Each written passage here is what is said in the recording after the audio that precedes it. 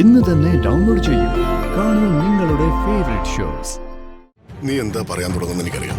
അത് വേണ്ട, എനിക്കൊന്നും കേൾക്കണ്ട. അല്ലേട്ടാ, ഋതുമോളുടെ ഭാവി, അവളുടെ വിധി അതായിരിക്കും ശരി. വിധിയെ മാറ്റാൻ നമുക്ക് മനുഷ്യർക്കാവില്ലല്ലോ. മതിയളിയാ. പുതുമണവാളൻ കളറായ മാത്രം പോരാ, പെണ്ണെടുത്ത് വന്ന് നിൽക്കുമ്പോഴേ അവക്ക് നല്ല അട്രാക്റ്റീവായ സുഗന്ധവും കിട്ടണ്ടേ. ഒന്ന് പോടാ. ചെക്കന് നാണം വന്നല്ലോ. പിന്നെ നാണം. പെണ്ണിന്റെ കാര്യത്തിലേ ദീപക് എന്നാടാ നാണം കാണിച്ചിട്ടുള്ളത്? നീ ആ സ്പ്രേങ് വെച്ച. ഓ, ദേ വെച്ചു. അളിയാ, ദീപക്കേ ഹണിമൂൺ എങ്ങോട്ടാണെന്ന് തീരുമാനിച്ചോ? ഇല്ലടാ. എങ്കിൽ നിന്റെ ഹണിമൂണ് ഞങ്ങൾ സ്പോൺസർ ചെയ്യും. നിന്റെ ഡ്രീം പ്ലേസ് ഏതാണെന്ന് പറഞ്ഞാ മതി. എവിടേക്കാണെങ്കിലും എത്ര ചെലവായാലും ഞങ്ങൾ നോക്കാളിയാ. സ്റ്റേറ്റ്സോ ദുബായിയോ എവിടെയെന്ന് വെച്ചാ പറയളിയാ.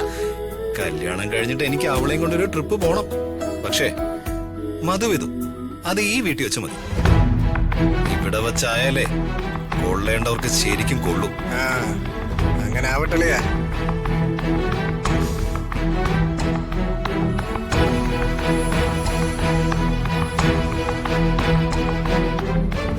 എത്ര നേരമായി ഇത് കൊണ്ടുവരാൻ പറഞ്ഞിട്ട്? എന്തൊരു കഷ്ടമാണിത്. എന്ത് പറഞ്ഞാൽ നിനക്ക് മനസ്സിലാവില്ല എന്നുണ്ടോ? സോറി. എന്ത് പറഞ്ഞാലും ഒരു സോറി അങ്ങ് പറഞ്ഞോളൂ. അപ്പൊ അത് തീർന്നല്ലോ.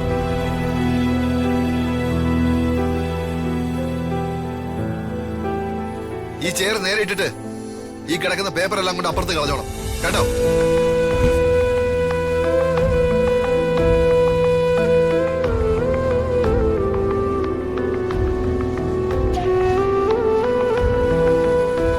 എന്താ ശരി?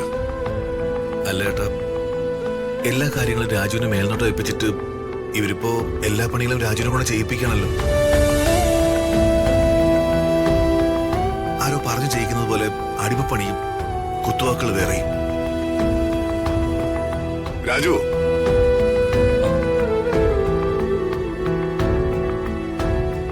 എന്തോർമ്മ സാറേ? നീ എന്തിനാ ഈ പണികളൊക്കെ ചെയ്യുന്നത്?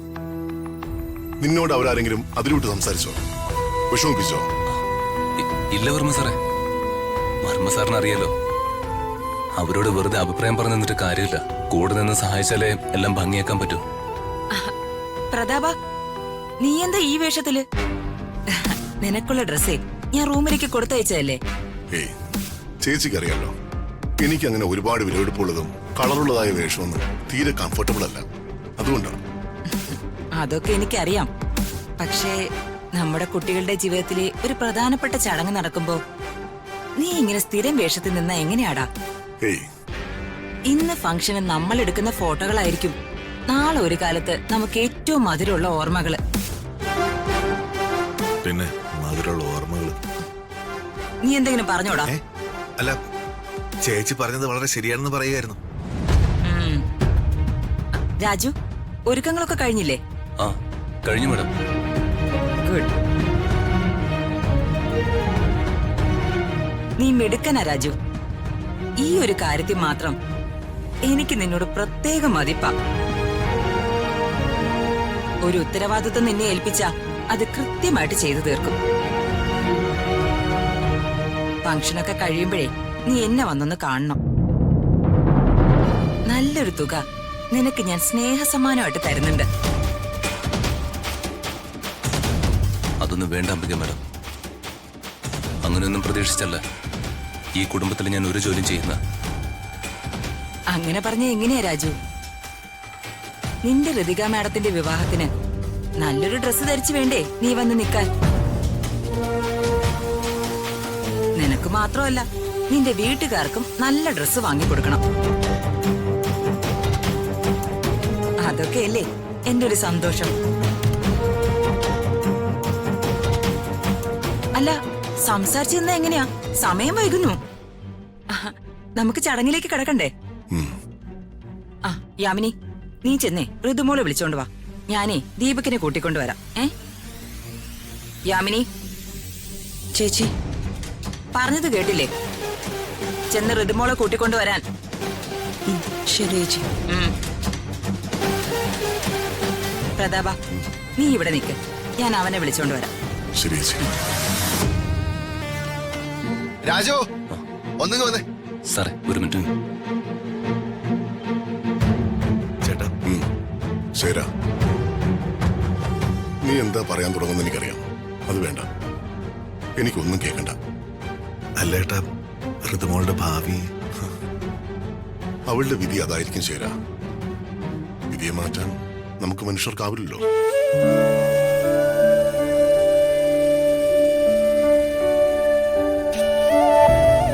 മോളെ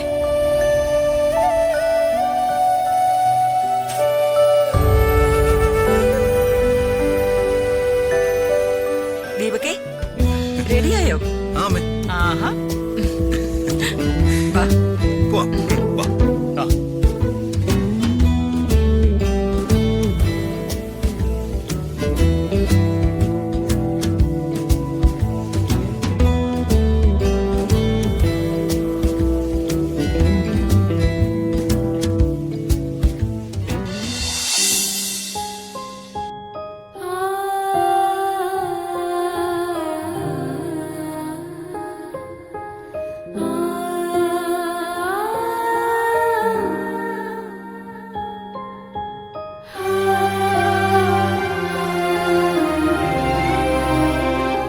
വാ മോളെ.